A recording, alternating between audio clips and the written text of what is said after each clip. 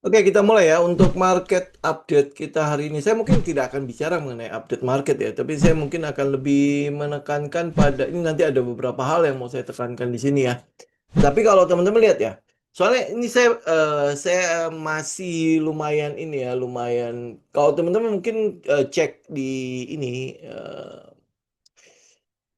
komen segala macam ya. Terutama kemarin waktu indeks itu lagi turun berapa ini? Turun 1%, 1,3% ya. Terus ada yang komen atau DM ya, saya lupa lah. Pokoknya intinya gitulah ya. Wah, 1%. Maka market sudah hancur. Saya mau katakan sekali lagi ya. Market itu tidak bisa ditentukan hanya karena satu candle. Pergerakan sebuah trend itu tidak bisa ditentukan karena satu candle merah. Kemudian habis itu, oh lu bilang, oh udah selesai gitu kan. Ya nggak masalah sih kalau memang trading system teman-teman itu sampai ke situ. Ya udah nggak apa-apa gitu. Buat kita ya nggak masalah gitu. Ya, tapi saya mau katakan kepada teman-teman adalah jangan apa ya namanya memutuskan apapun ya memutuskan apapun hanya dengan melihat satu candle merah. Ya itu sebabnya kenapa dari sejak awal ya. Saya katakan teman-teman butuh trading system. Ya, lu butuh sebuah sistem untuk bisa menjelaskan ke lu apa sih yang terjadi di sini. Apa sih yang kelihatan di chart ini. Bagaimana membaca ini. Ini yang penting itu loh. Jangan karena emosi lu, jangan karena psikologinya lu, kemudian habis itu lu memutuskan bahwa oh ini sebenarnya udah selesai. Itu ya ya saya dulu juga begitulah ya, tapi nggak bisa nyalain sih. Ya saya dulu juga begitu. Oh, market hancur nih hari ini. Atau mungkin kalau teman-teman lihat saham kebanggaan teman-teman lah ya, kayak Bumi gitu misalnya. Ya, Bumi akhirnya turun berapa ya? Kemarin sudah sempat floating itu 30 sekian lah, 32, 35 tempat saya ya. Ya, kemudian habis itu sekarang itu tinggal 17 apa 18 gitu. Nah, terus habis itu gimana? Wow, Bumi udah selesai. Bumi betul dia sudah kena trailing stop saya. Ya benar ya kalau lu pakai 711 pasti kena lah. Ya kan? Betul, saya udah selesai dengan Bumi. Ya, oke, udah kelar gitu kan. Karena dia kena trailing stop, bukan karena dia turun sejauh itu kemudian habis itu trennya selesai. Ya mungkin juga trennya selesai, saya juga nggak tahu gitu ya. Tapi buat saya, Bumi udah selesai buat saya. Kenapa? Karena sudah kena trailing stop saya. Apakah saya bisa masuk lagi ya? Nanti saya cek trading system saya gitu kan. Kalau memang dia keluarin sinyal baru, saya masuk. Kalau dia nggak keluarin sinyal baru, ya saya ambil yang lain. Karena masih banyak kok saham-saham lain yang bisa apa yang bisa kita perhatikan gitu sesuai dengan sistem kita. Jadi bukan berarti gue harus jatuh cinta pada sebuah saham. Nah, ini mungkin yang perlu saya bahas hari ini ya. Ya penting nggak penting lah ya buat teman-teman ya. Cuman ini menjadi penting untuk em, apa ya bursa hari ini. Ya kenapa? Karena di rancangan peraturan OJK tentang influencer ya tentang influencer itu sedang disorot ya. Kenapa? Ada influencer yang terus memberikan kayak apa ya semangat untuk membeli sebuah saham. Ujung-ujungnya ternyata mereka sedang melakukan penjualan saham itu ya. You know lah ya banyak sekali yang kayak gitu kan. Nah karena itulah makanya buat teman-teman agar tidak masuk ke dalam area-area seperti itu. Nah mulailah percaya sama diri sendiri.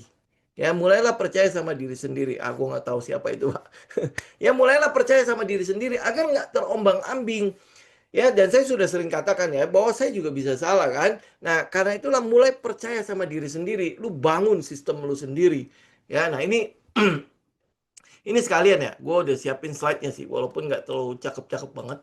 Ya, nah ini teman-teman ini mungkin bisa bisa menjadi inilah, bisa menjadi sedikit acuan buat teman-teman yang mau bangun sistem ya. Ini gue udah ngomong berkali-kali, gue udah ngomong kita udah ngomong ini berapa kali ya. Udah ada ini lagi, udah ada satu tab sendiri untuk namanya trading system ya. Ini penting gitu loh. Kenapa? Karena lu harus ada dasar. Kadang-kadang orang bilang, oh ya dasarnya kan sebuah story ya, sebuah cerita kan, sebuah narasi kan. Bener nggak? Ya. Nah, karena itulah makanya dulu lihat ya orang-orang itu menciptakan narasi nggak? Dia menciptakan narasi itu, kemudian habis itu lu ikutin narasi itu secara buta. Yang gua harus ini ya, gua harus tekankan ya. Lu ikutin narasinya secara buta ya secara buta. Nah, jadi lu nggak pernah ngecek lagi. Pokoknya udah, yang penting narasi itu, maka habis itu cerita itu gue kembangkan sedemikian rupa, ya sehingga itu gue pegang menjadi sebuah, apa ya kita bilang ya, menjadi sebuah pedoman buat gue trading saham itu. Ya, ini benar nggak? Ya, sekarang teman-teman tanya aja diri sendiri gitu. Benar nggak gue ngikutin itu secara buta itu gue bener nggak? Kalau lu nggak bener, kemudian kalau kalau kemudian lu terjebak di situ, beli di pucuk dan lain sebagainya, kira-kira salah siapa?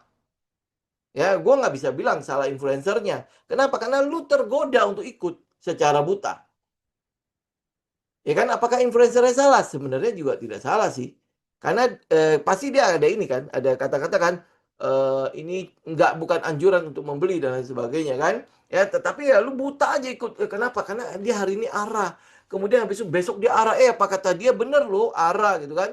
Ternyata dia masukin banyak sekali modal di situ. Kemudian habis itu ya karena udah lu udah tergoda kan, karena saking mudahnya untuk menggoda para retail, ya saking mudahnya untuk menggoda para retail, sehingga ya udah ya tergoda, mulai masuk semua kan. Nah, mulai masuk, teman-teman tahu lah ya pada saat masuk itu apa yang terjadi. Ya mereka udah mulai ya, karena lu masuk gua kasih lah, gua kasih barang, gua kasih barang, gua kasih barang kan. Ya karena itulah makanya lu nggak bisa ikutin sebuah narasi secara buta. Lu harus bisa melakukan yang gue bilang PR lu kerjain PR lu. Kalau lu nggak pernah ngerjain PR, kemudian habis itu lu terjebak, kemudian lu marah-marah, gimana dong? Ya, salah siapa gitu loh. Makanya yang gue bilang kan, RPO, RPOJK, ya rancangan peraturan OJK yang terbaru ini, dia bikin ya sebenarnya buat melindungi kita, tapi penerapannya apakah benar-benar seperti itu? Daripada lu tergantung orang lain, lebih baik lu menggantungkan diri lu sendiri. Ya, mulailah kerjain PR-nya. Jangan malas gitu loh. Lu mau cuan kan? Lu mau untung kan? Ya, jangan akhirnya tergantung sama orang. Gimana coba hidup lu itu tergantung sama orang gimana? Apakah lu bisa gitu loh untuk gue gantungin sama dia gitu ya, bahwa dia baik dan lain sebagainya ya, kemudian habis itu dia pasti akan tolong gue, belum tentu kan, ya kan? Nah karena itulah di trading juga gitu, jangan menggantungkan diri sama orang lain, tapi mulailah belajar gitu loh, minimal minimal lu cari lah, oh dia ada narasi kayak gini nih, benar nggak narasi itu? Nah lu cari tahu. Zaman sekarang, ingat ya, zaman sekarang, gue udah ngomong ini berkali-kali, berpuluh-puluh kali ya. Zaman sekarang untuk melakukan research itu jauh lebih mudah dibandingkan dengan waktu awal gue bermulai. Ya, zaman sekarang lu udah punya namanya AI ya, ChatGPT, Qwen, apalagi Gemini dan lain sebagainya, lu udah punya banyak sekali itu. Selain Google, jauh lebih gampang sekarang dibandingkan dengan dulu. Ya, jadi harusnya tidak ada alasan buat lu mencari story itu secara ini benar nggak ya? Oh, apakah gua? Oh ya, oh lu gue percaya sama lu gitu kan? Oh ya udah, pokoknya udahlah. Gue tahu apa yang lu katakan itu pasti benar, gitu ya. Nah, habis itu udah, gue nggak perlu ngecek apa-apa ya. Lu suruh gue buy berapa, gue buy berapa. Ya nanti lu keluar berapa, gue keluar berapa ya. Tahu-taunya dia udah keluar lama sekali. Ini sekarang udah anjlok kok nggak ngabar-ngabarin keluarnya kapan? Gimana dong? Ya, jadi pastikan ini trading sistemnya kita, ya trading sistemnya kita. Gue rasa kalau gue ngomongin trading system, ngomongin soal psikologi, ngomongin soal risk management, itu udah pasti nggak laku punya.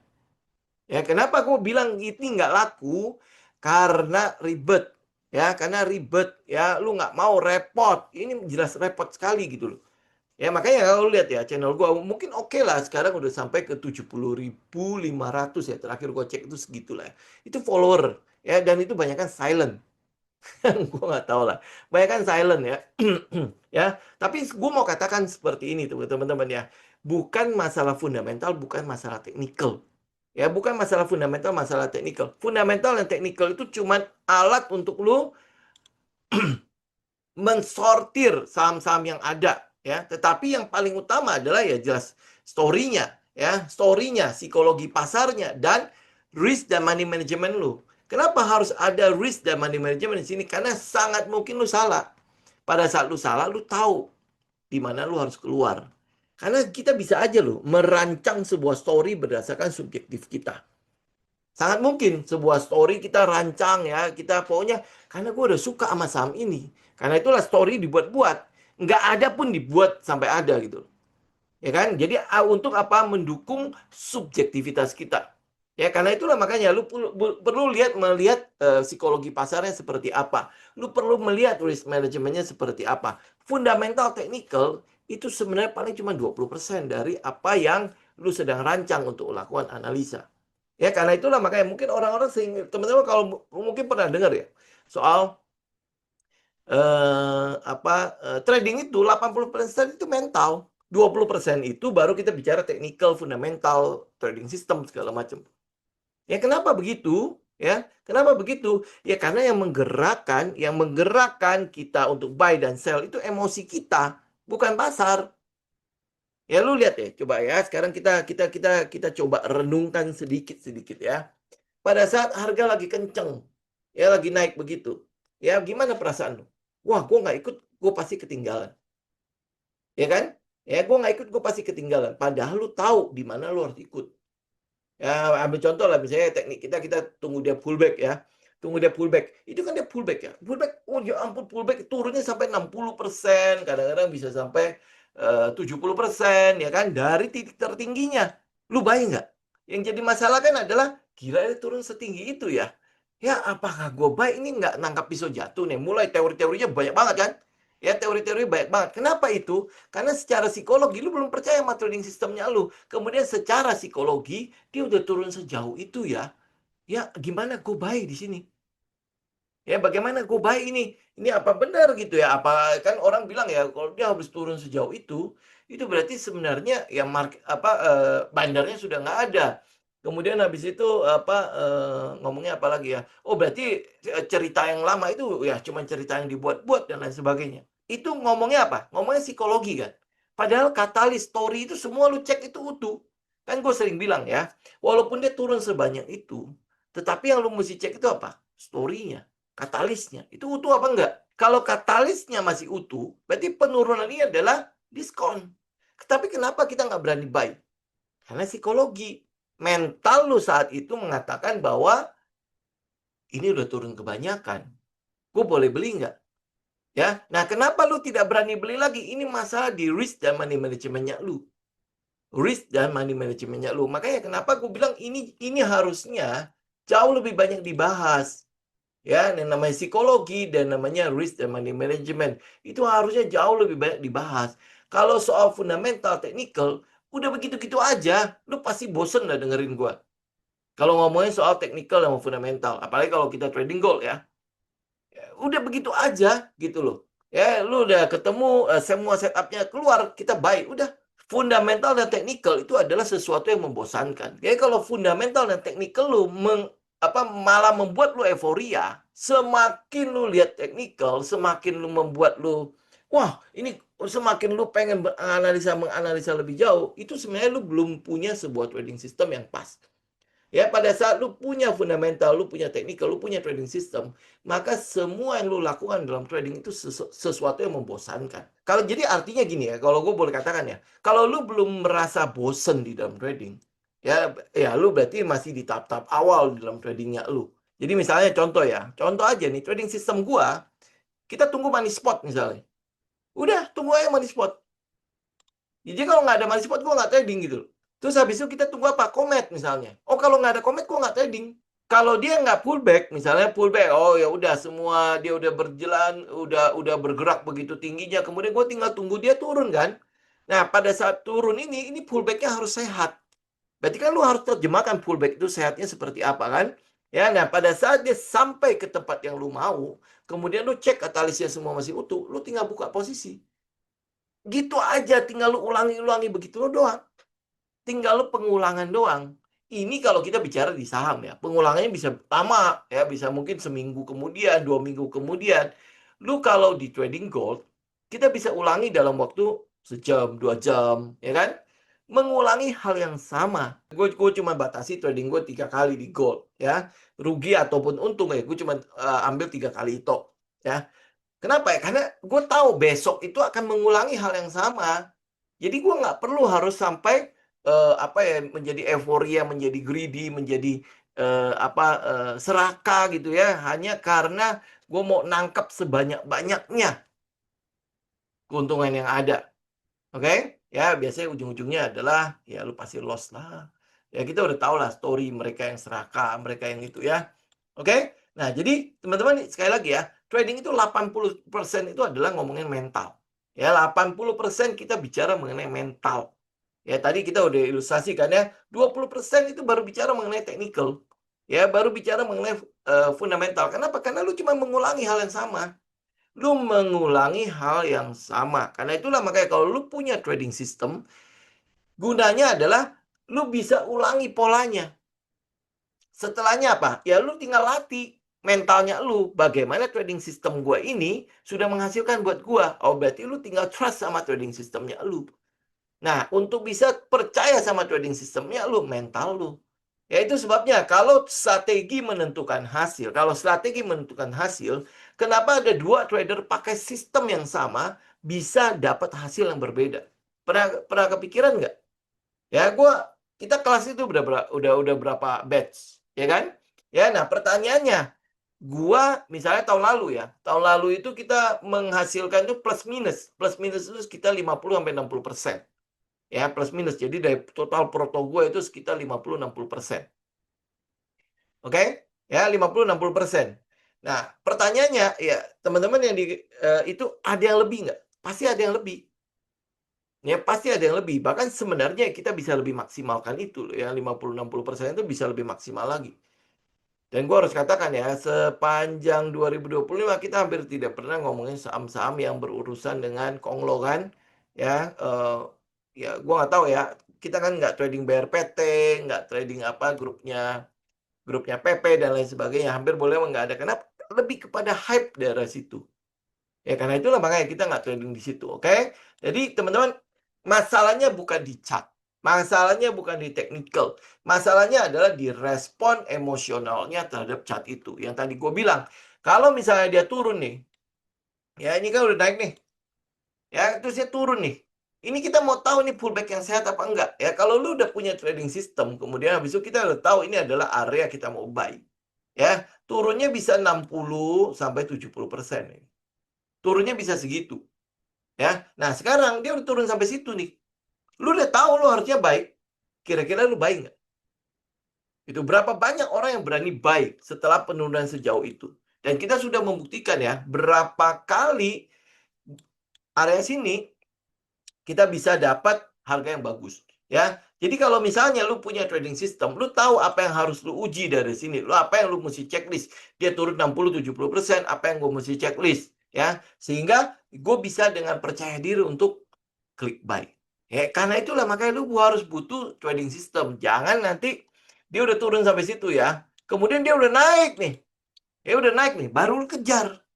Ya contoh misalnya kayak Bumi. Bumi udah naik 30% lebih. Lu kejar, pasti banyak yang kejar itu. Gue yakin banget tuh. Ya kemarin kalau nggak salah kita ngecek broker summary-nya si Bumi ya. Ya betul ya. Banyak sekali yang ngejar kan di daerah 300 ya. 300 sekian kan. Berpikir bahwa dia mungkin akan to the moon kan. Karena ada gap di situ. Ya semua orang berpikir oh dia akan gampang sekali sampai ke 330. Jangan pernah ingat ya, jangan pernah selalu melihat bahwa pergerakan harga itu pasti tegak lurus kayak roket begitu langsung to the moon. Ya, lu jangan pernah ketipu dengan roket-roket begini. Ya, dan teman-teman gue yakin banget lah ya, sudah sering kali melihat kejadian begini, kan roket, kemudian habis itu cuci piring di atas. Ya udah sering kan? Ya udah sering kan? Maksudnya bukan gue cuma baru ngomong hari ini kan? Ya, teman-teman pasti sudah merasakan pada saat dia ngeroket, emosi lu gimana? Emosi lu, wah, gue nggak ikut, gue ketinggalan nih. Gue nggak ikut, gue ketinggalan nih dan sebagainya kan? Ya, lu nggak perlu melakukan analisa apapun. Yang penting gue buy dulu. Ya, roket arah berkali-kali. Ya, bahkan udah sampai keluar lu ada nanti saham ini akan jadi 300.000 lah, 100.000 lah, bla bla bla segala macam. Dan kemudian lu dengan mudahnya untuk terpincut pada hal-hal seperti itu. Ya, oke? Ingat ya, yang saham yang roket-roket begini sudah banyak sekali di pasaran. Ya, sudah banyak di pasar sekarang. Oke? Dan berapa banyak dari kita, gue yakin banget kok dari teman-teman yang gabung di sini, itu juga sudah pernah ngerasakan cuci piring di atas. Ya, bahkan saya udah ini ya, kita kayak misalnya ngomongin soal dada, ngomongin soal bumi. Ya, bahkan bumi itu gue kawal loh, sampai dia turun sampai ke bawah. Itu gue kawal. Ya, masih ingat gak ya teman-teman ya? Kenapa kita nggak buy di atas? Karena ada harga diskonnya. Dan ternyata dia turun kan, sampai ke harga diskon kan. Harusnya lu sekarang udahlah, udah menikmati sekitar 20-30%. Ya puji Tuhan lah ya, lu bungkus aja udah itu. Betul nggak? Ya. Nah, maksud saya itu begini. Yang menentukan teknikal lu itu bekerja atau tidak, itu karena respon emosionalnya lu. Ya, respon emosionalnya lu. Bukan karena lu nyangkut di atas. Ya, kemudian habis itu, oh gua harus averaging down. Kemudian habis itu pakai teknik namanya, apa itu orang bilang ya, teknik namanya, aduh, gue lupa lagi. Pokoknya saking bagusnya itu nama ya. Pokoknya dia itu ya, cicil bertahap ya, bikin kayak piramida gitu. Biar akhirnya loss-nya itu semakin berkurang gitu ya. Kemudian habis itu apa nanti dia akan mantul kok. Dia akan mantul kok. Kalau kita trader kita nggak melakukan itu. Dollar cost averaging itu di ini Bu, di investasi. Ini kalau di trading itu ada namanya eh apa eh, apa gitu ya, apa ya pokoknya ada lah dia ada istilahnya lah. Ya, ya pokoknya saking kerennya. Gua nggak bermain di istilah-istilah seperti itu ya. Mungkin ya kalau kosakata gua ya, vocab gua untuk trading itu tidak terlalu bagus untuk masalah-masalah gitu. Tapi yang gue tahu itu adalah kalau dia udah naik tinggi begini, gue selalu akan mencari harga diskon. Ya betul ya, di pergerakan ini kita tahu bahwa oh ada respon dari smart money, ada respon dari market bahwa oh ini saham itu memang memang memang ada sesuatu di sana. Ya, tapi itu teman-teman harus ingat ya, story-nya itu harus masuk akal, bukan story yang dibuat-buat ya. Oke, nah karena dia responnya bagus, oke, berarti gue cari dong. Ini gue punya kesempatan untuk melakukan riset dulu. Ya, gue riset dulu dong kenapa dia naik. Apa yang di price in oleh market. Ya, karena kenaikan ini. Oh, ternyata karena dia begini, karena dia begitu, karena dia begini. Oh, semua itu baru dalam tahapan narasi. Gitu kan? Belum menjadi sebuah aksi korporasi yang nyata yang menyumbangkan uang atau sudah memberikan pemasukan atau pendapatan kepada perusahaan tersebut. Ya, karena dia belum, ya berarti gue percaya bahwa selalu akan ada diskon dulu. Selalu akan ada profit taking dulu. Ya itu prinsip dasar dari kenapa gue ngeliat selalu akan ada pullback. Ya kalau dia narasinya, ceritanya cuman dibuat-buat, ya gue nggak akan tunggu pullbacknya. Buat apa gue tunggu pullbacknya orang narasi yang dibuat-buat di sini? Gitu kan? Tapi kalau narasinya bukan sesuatu yang dibuat-buat, itu benar-benar real. Ambil contoh ya, contoh. Ini kan udah lewat ya, teman-teman nggak usah ngerespon itu. Ambil contoh misalnya ADMR. Ya, ADMR, gue bicara ini dari kapan?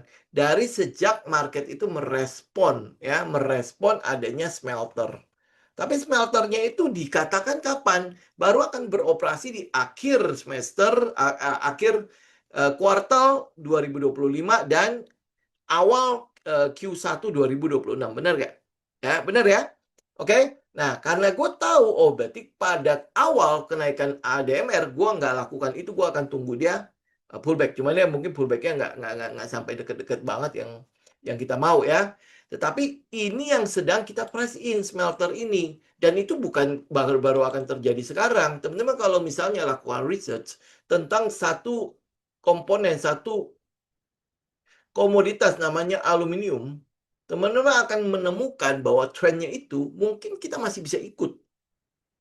Ya, kita bisa ikut. Nah, cuman ya sekarang masalahnya adalah gue mau masuk berapa kan di ADMR. Itu balik ke trading sistemnya lu, balik ke teknikalnya lu. Dengan risk yang lebih kecil, ya sehingga gue bisa masuk ke saham-saham yang gue mau sesuai dengan katalisnya. Kalau dia nggak sesuai dengan katalis ya ngapain gue ikutin kan? Ya kan? Nah, makanya balik lagi, respon emosional lu seperti apa di awal? Ya, yang kayak gini-gini kan gimana ya? Ya, nanti teman-teman lihat deh, kalau gue post ini bentar lagi kan nanti akan gue upload ke YouTube ya. Lu lihat deh, viewernya itu pasti turun dibandingkan dengan, oh gue ngomong ya, eh, bumi akan sampai ke harga segini. Ini alasannya. Oh, pasti langsung gede ya. Kemudian habis itu bilang ini saham-saham ini akan jadi multi bagger tahun ini. Nah, lo lihat ya viewernya banyak banget. Ya padahal isinya itu belum tentu ada ya kayak gitu ya. Ya kenapa ya? Karena mereka mencari sesuatu yang bisa apa ya kita bilang ya, memvalidasi apa yang mereka sudah masuk, kemudian apa yang sudah nyangkut di situlah, yang sudah ketinggalan lah, gue masih bisa ikut lebih jauh lagi nggak dan lain sebagainya. Mereka cuma mencari validasi doang. Ya, validasi. Jadi begitu dia dengar, oh ternyata tidak sesuai dengan apa yang dia mau, dia tinggalin. Paham nggak? Ya, jadi contoh misalnya, gue punya bumi sudah nyangkut di 700, 800. Ya, kemudian habis itu gue ngomong jelek tentang bumi, udah langsung ya apa beda nih, komen-komennya juga pasti beda. Karena itulah makanya jangan jatuh cinta pada saham itu. Ya, saham itu tidak akan memberikan keuntungan buat lu apa-apa kok.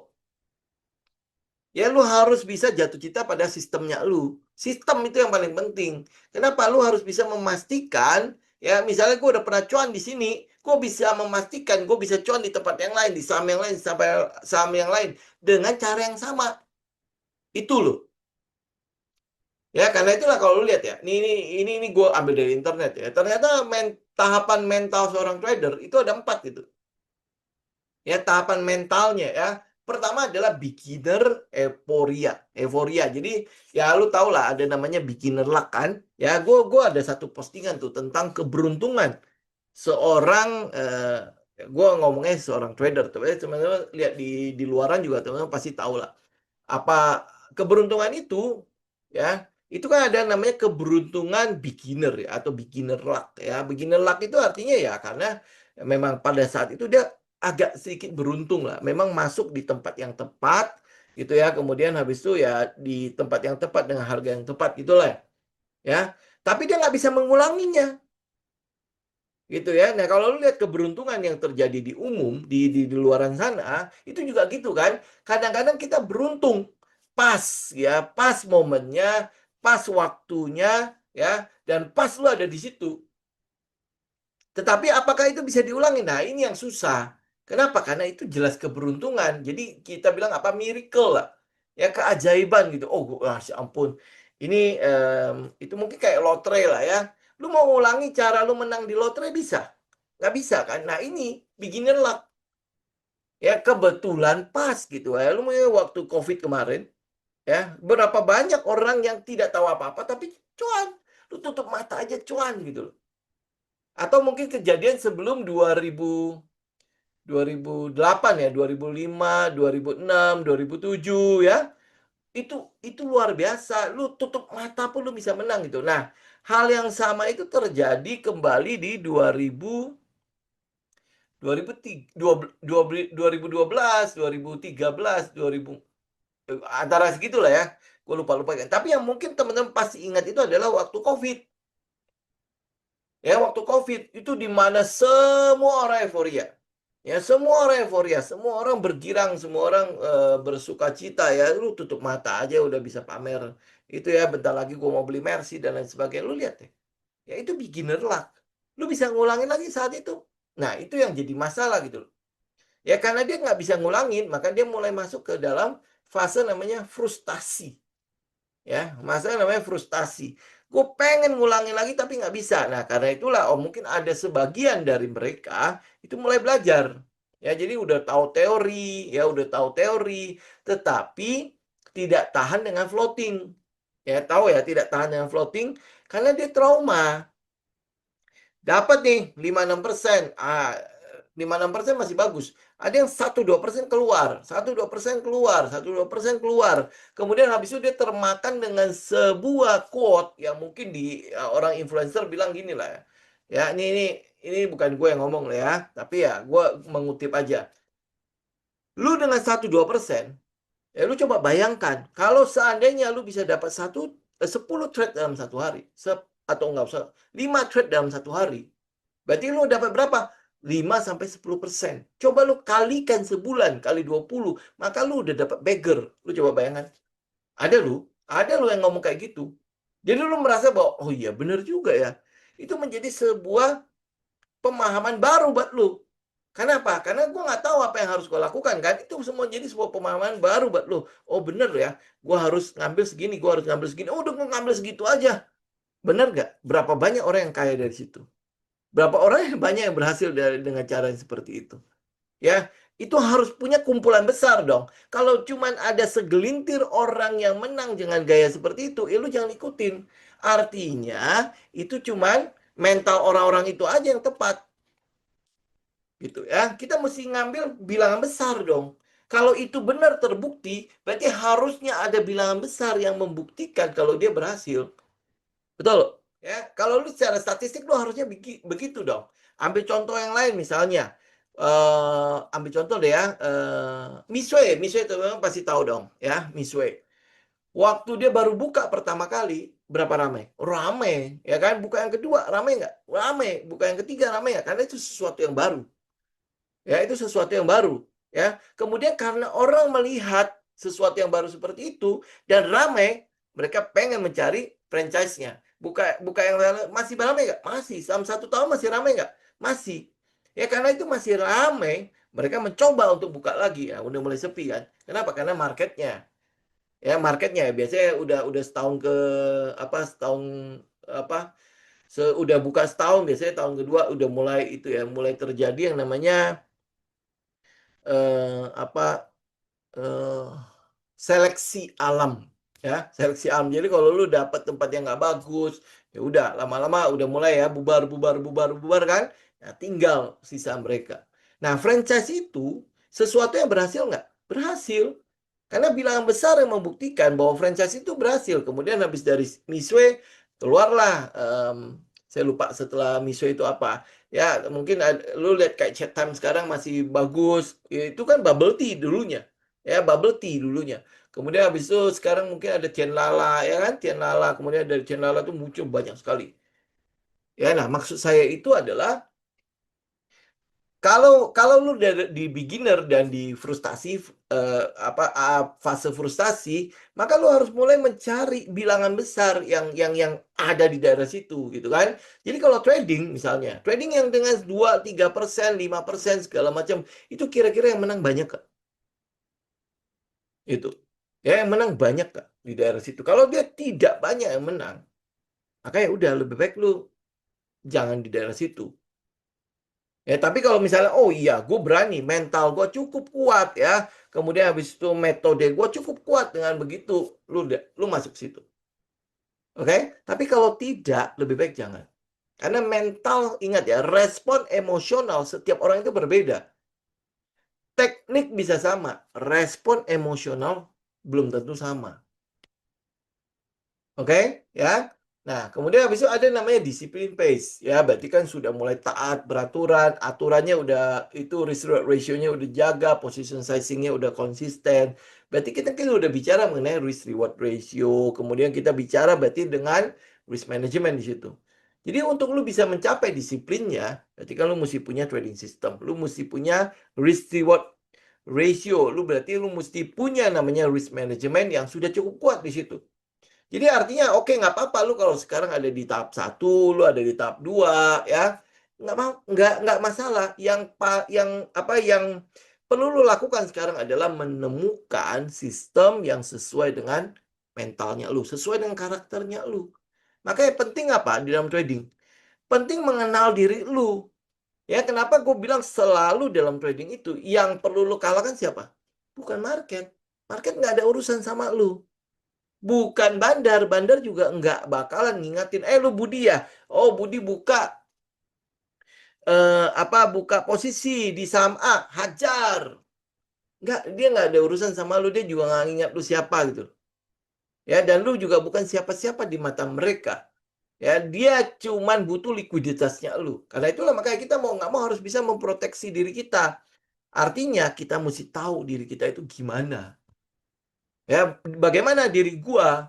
Ya, bagaimana karakter gua? Kalau lu orangnya emosian, kemudian habis itu lu ngambil 1-2%, lu coba bayangkan, kira-kira jadi nggak itu?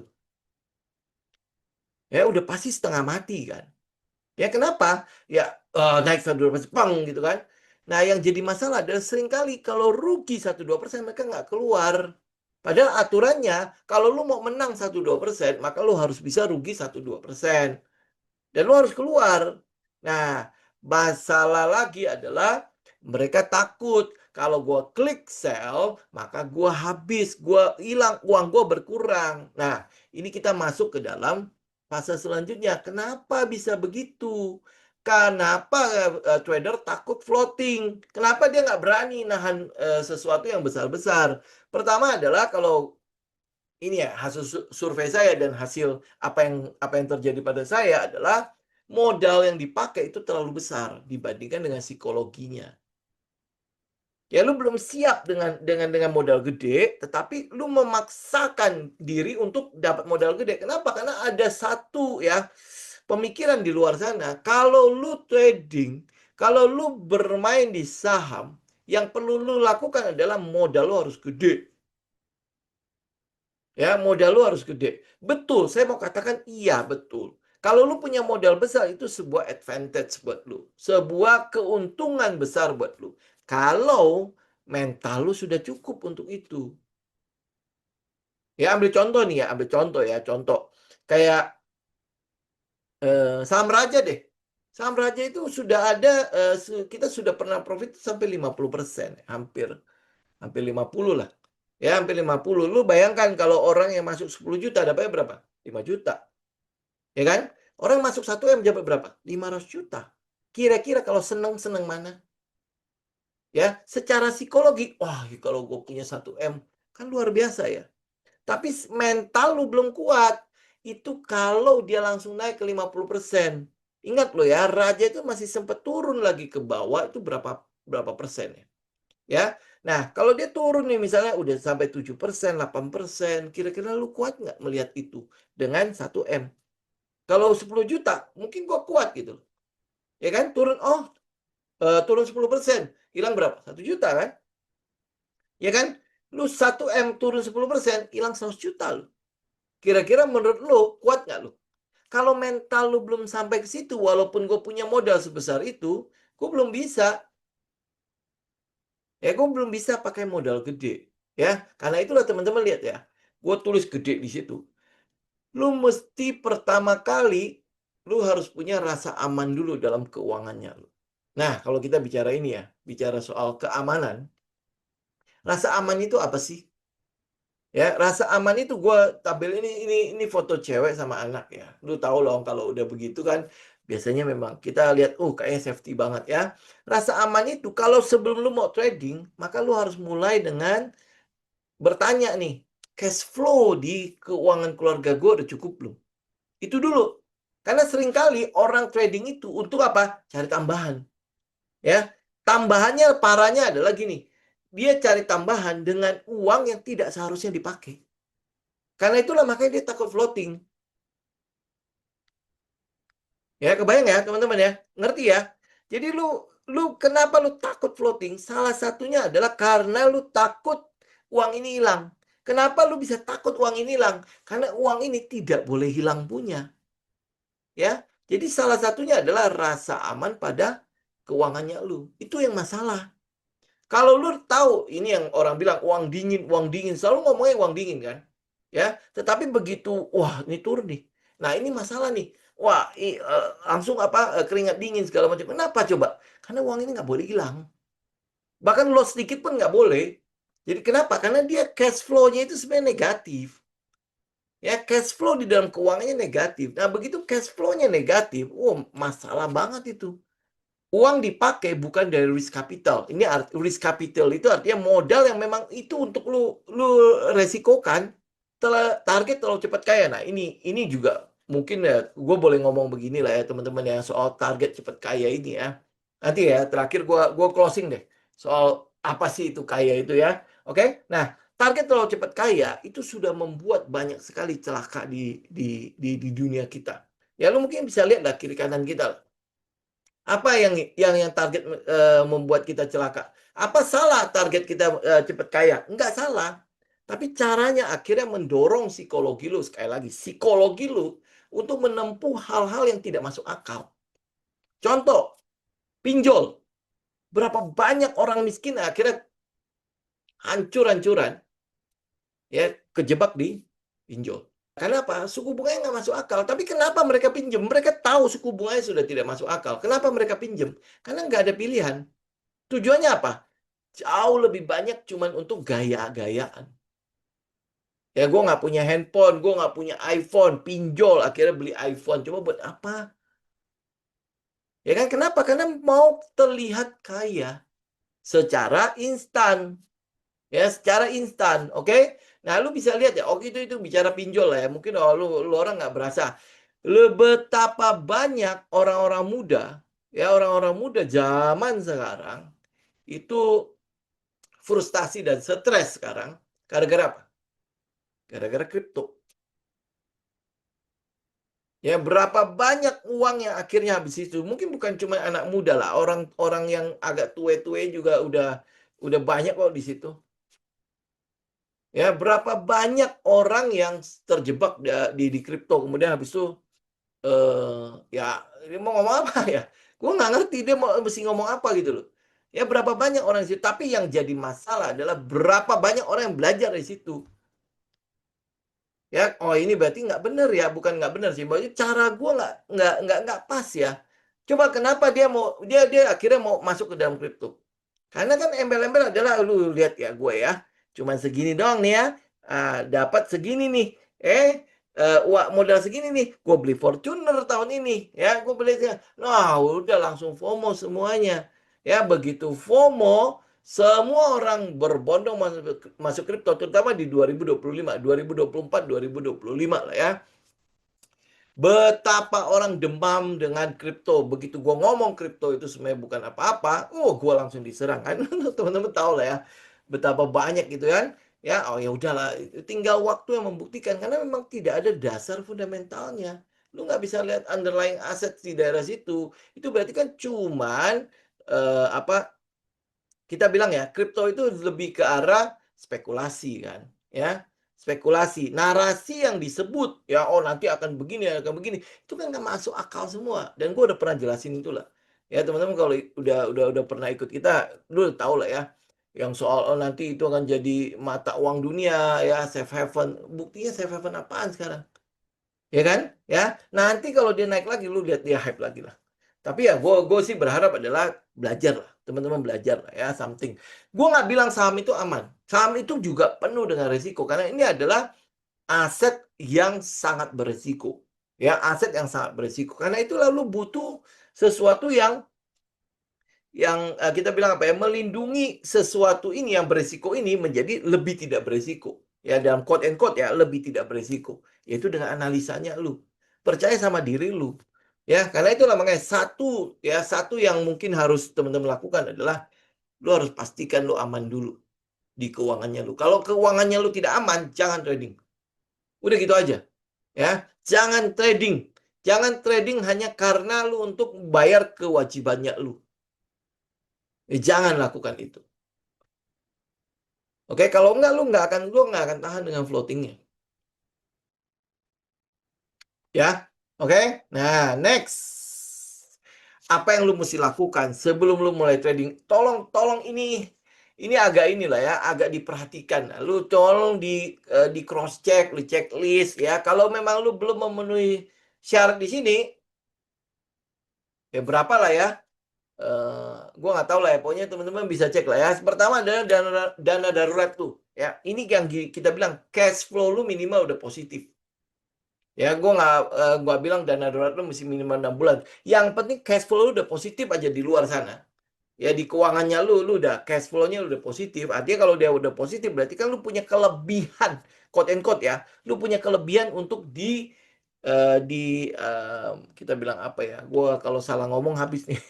Ya, dipertaruhkan quote and quote ya, dipertaruhkan di sesuatu yang berisiko.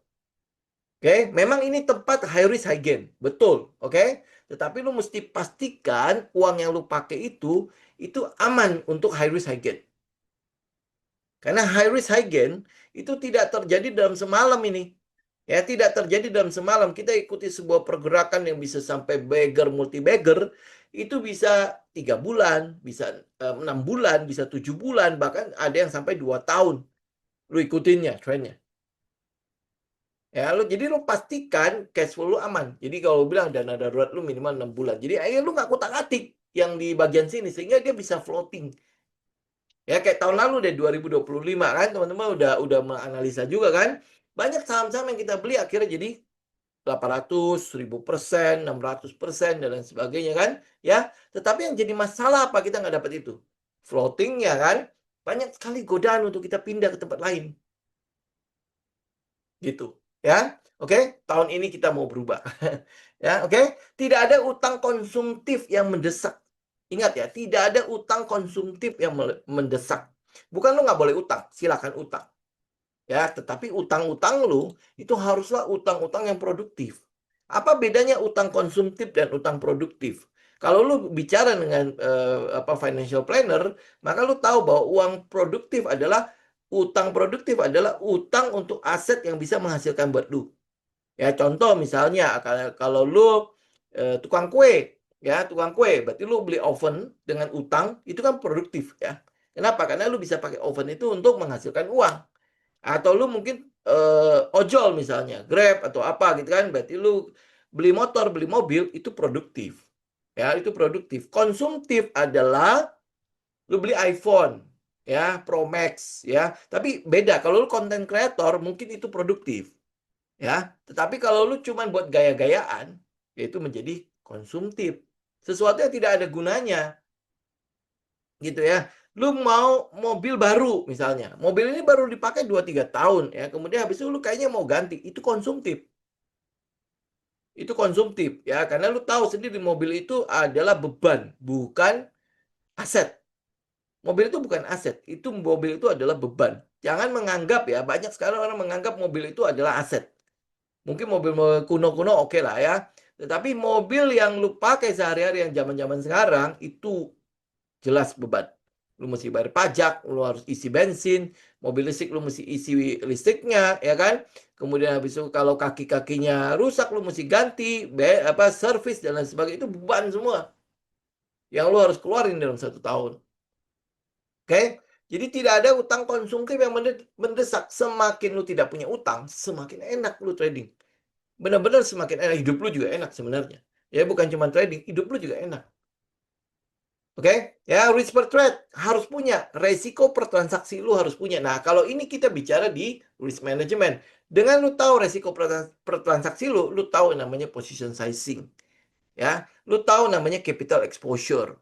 Ya, kalau lu bisa hitung position sizing, maka portofolio lu tidak akan supermarket. Ya, tidak akan supermarket. Jadi akan terkonsentrasi hanya kepada beberapa saham, bukan puluhan saham. Oke, Peter Lynn mengatakan apa? Peter Lynn mengatakan bahwa kalau lu terlalu diversifikasi, itu kesalahan besar. Ya, bahkan ya kita nggak ikut dia lah ya. Kalau lu percaya pada analisa itu, lu bisa hantam kepada satu, ya satu saja. Tapi itu dia, oke? Kita nggak seperti itu. Oke, mungkin nanti lah ya kalau suatu hari kita udah benar-benar profesional, lu terserah lalu cuma konsentrasi ke beberapa saham, is oke.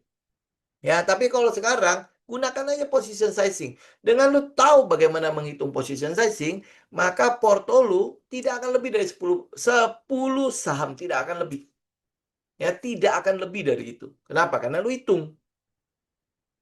Ya, lu hitung. Jadi ya akhirnya ya, lu dapat ya kalau biasanya yang gue lakukan itu sekitar 6-7 saham tok ya. Jadi terkonsentrasi sehingga kalau dia naik ya, dia naik itu berasa untungnya. Kalau lu cuman lempar ke banyak sekali saham, ya konsentrasi keuntungannya lu juga pasti akan kecil-kecil. Ya, oke. Nah, trading system lu sudah di backtest. Jadi kalau lu udah bicara mengenai backtest, berarti lu sudah mulai creating trading system. Lu sudah mulai membuat trading system. Jadi lu backtest, namanya backtest ya, berarti historia 100, minimal 100 transaksi. Backtest ya. Begitu lu backtest, kayaknya oke nih. Oke nih ya, oke. Nah, berarti win rate kan udah tahu nih. Win rate-nya udah tahu, ekspektasinya udah tahu. Nah, next habis itu lu tinggal mainkan psikologinya lu saat lu forward testing. Karena kalau backtest, psikologi nggak ada, emosi lu nggak main. Lu cuma, oh iya, keluar pola itu lu beli, kalau pola itu lu beli. Ya pada saat lu forward testing, nah itu emosi lu jalan.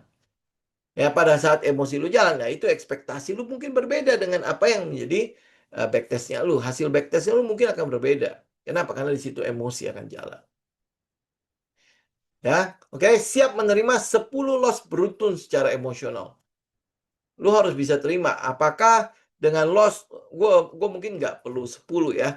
Lu perlu tiga kali loss aja lu udah harusnya udah berhenti dulu. Ya, kalau enggak namanya revenge trading segala macam itu udah pasti akan jalan di situ.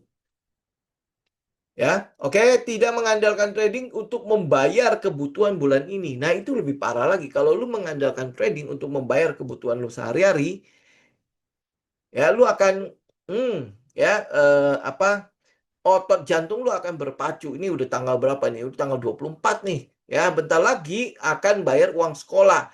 Sedangkan hasil tradingnya baru dapat 1 juta. Bayar uang sekolah harus 3 juta. Gimana coba lu tutupinnya? Ya, apakah lu nggak sampai itu begadang-begadang ya ikutin misalnya kayak trading gold bisa sampai 23 jam. Lu akan trading 23 jam itu kan habis tuh.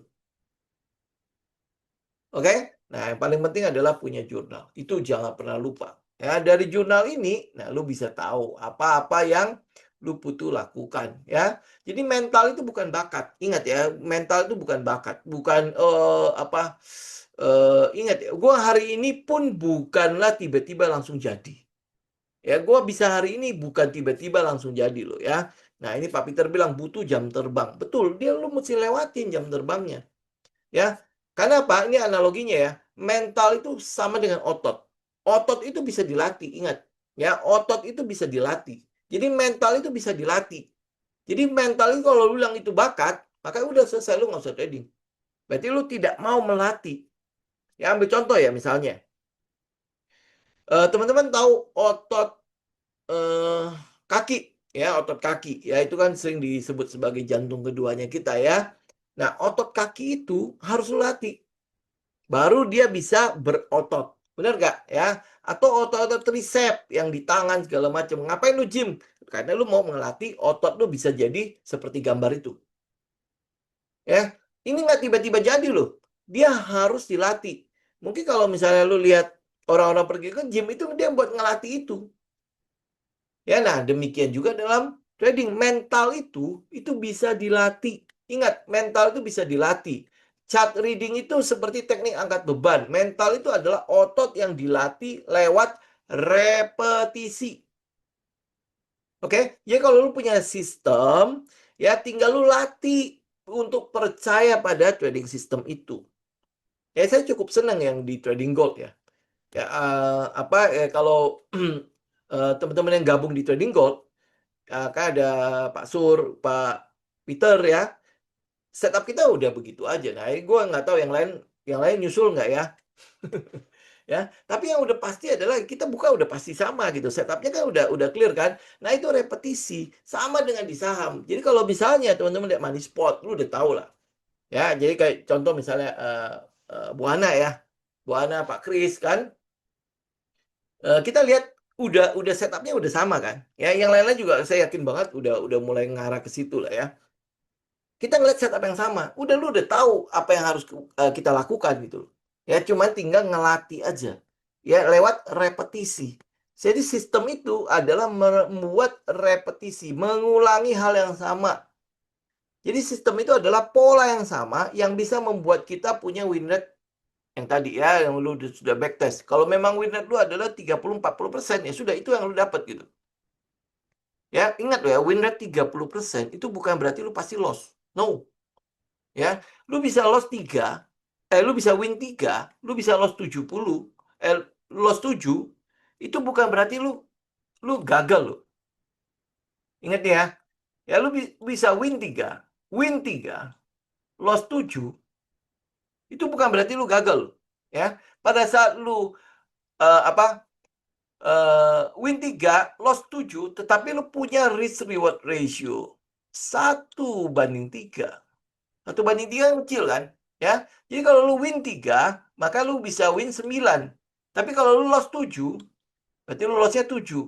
Nah, ini kalau lu jumlahkan, ini 9 min 7 berapa? Lu masih plus 2.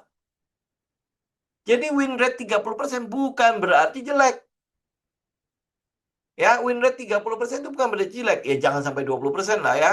Ini gua rasa win rate risk reward ratio udah masuk akal 1:3. Jadi kalau lu mau risk reward ratio 1:2, maka win rate lu harus ya 5:5 atau 4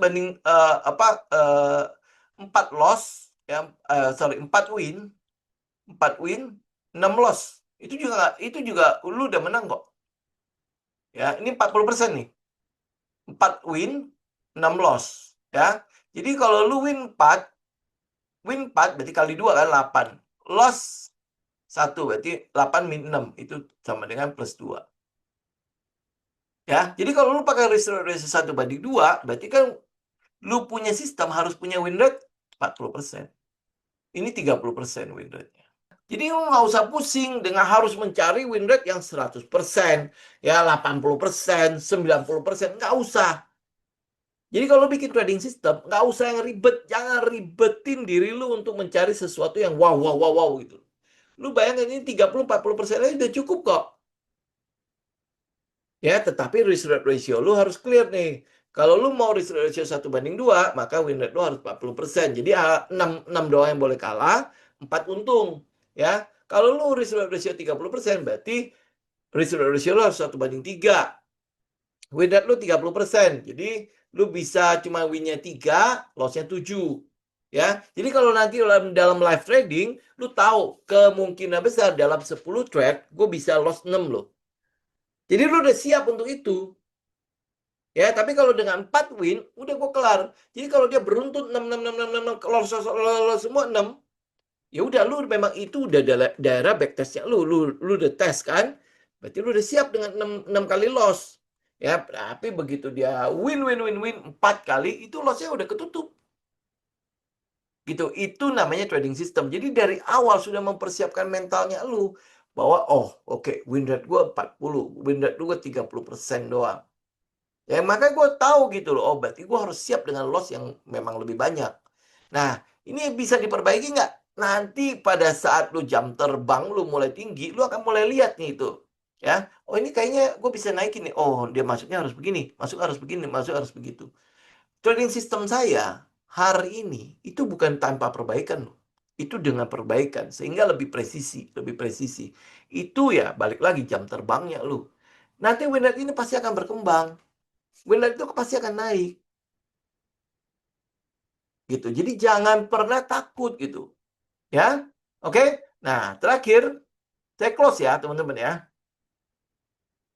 Dengan gini, teman-teman ya. Kalau ini gambaran gue menjadi orang yang kaya itu seperti apa? Ya, kaya itu seperti apa? Itu seperti ini, piramid begini. Seperti piramid. Jadi berarti dia harus memenuhi 3 syarat ini untuk menjadi seorang yang kaya. Ya, kalau lu mau kaya itu ini menurut gua. Ini seperti ini ya. Dengerin ya, gua bukan seorang yang seperti apa, tapi ini mungkin based on pengalaman saya sama beberapa buku yang saya baca. Ya, kalau misalnya lu mau jadi seorang yang kaya, ya pertama lu harus lakukan adalah lu bisa batasi apa? Want-nya lu. Want itu apa? Keinginan lu. Lu harus bisa membatasi keinginan lu. Karena keinginan lu belum tentu itu kebutuhan lu. Oke? Keinginan lu belum tentu itu kebutuhan lu. Karena kebanyakan keinginan itu yang membuat lu akhirnya, wah, gua kayaknya harus begini, harus begini, harus begini, harus begini gitu. Contoh misalnya ya, lu punya sepeda. Ini kan banyak tuh yang meme-meme yang di luar kan. Lu punya sepeda, ngeliat orang naik motor, lu pengen naik motor. Ya, dikasih motor, lu lihat orang naik mobil, lu pengen mobil. Udah dikasih mobil, lu lihat orang pakai McLaren, lu mau pakai McLaren juga. Ya, habis McLaren apa? Helikopter misalnya. Lu lihat orang pakai helikopter, lu mau pakai helikopter. Lu nggak akan kaya itu. Karena apa? Lu nggak pernah puas. Ya kan? Kapan lu mau kaya? Karena apa? Lu lihat orang lain selalu ada yang lebih. Bahkan lu nggak berhenti. Jadi karena itulah pertama kalau lu mau menjadi kaya, batasi keinginan lu. Keinginan belum tentu merupakan kebutuhannya lu. Oke? Batasi keinginan lu. Lu harus bisa membatasi itu. Jadi itu balik lagi ke diri lu. Jadi kaya itu bukan di luar, kaya itu di dalam. Lu harus bisa di dalam itu, di dalam. Karena membatasi keinginan itu di dalam. Mata lu bisa ngeliat apapun kok. Orang lain bisa berbuat apapun sehingga membuat lu iri. Ya, ingat ya, rumput tetangga itu selalu lebih hijau kan? Ya, rumput tetangga selalu lebih hijau kan? Apa yang gue katakan? Kenapa tidak ngeliat rumput lu dari rumah tetangga? Karena tetangga bisa jadi ngeliat rumput lu lebih hijau. Oke? Jadi batasi keinginan lu itu pertama. Yang kedua adalah gue bilang tahu diri.